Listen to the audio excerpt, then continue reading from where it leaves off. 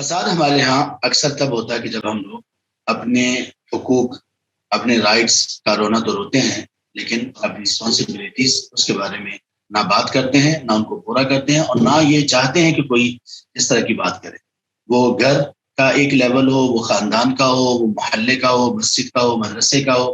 یا ملک کا ہو، وہ چھوٹے فیملی یونٹس ہوں یا بڑے خاندان ہوں یا بڑی جماعتیں ہوں یا پوری امت۔ ہمارے پاس بہت سارے کیسز آتے ہیں طلاق کے، اللہ تعالیٰ رحم کریں،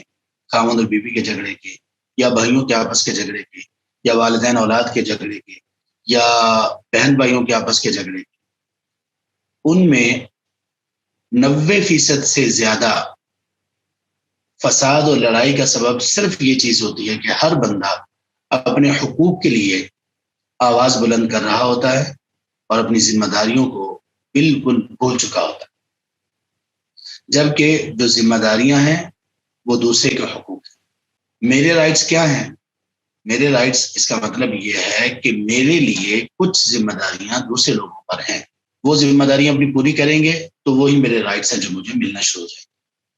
اسی طرح سے میرے ذمے بھی کچھ رسپانسبلٹیز اور ذمہ داریاں ہیں، اور یہ جو میرے ذمے یا مجھ پر جو ذمہ داریاں فرض ہیں، جن کے متعلق ذمہ داریاں مجھ پر فرض ہیں، یہ ذمہ داریاں ان کے حقوق ہیں۔ اس طرح سے حقوق پورے ہوتے ہیں۔ تو ہم لوگ اگر فساد سے بچنا چاہتے ہیں اپنے گھر میں، اپنی آرگنائزیشن میں، اپنی جماعت میں، اپنی مسجد میں، اپنے خاندان میں، اپنے شہر، ملک اور امت میں، تو اگر صرف اس ایک بات کو ہی لے لیا جائے، جان لیا جائے، تو انشاءاللہ پورے اسلام پر عمل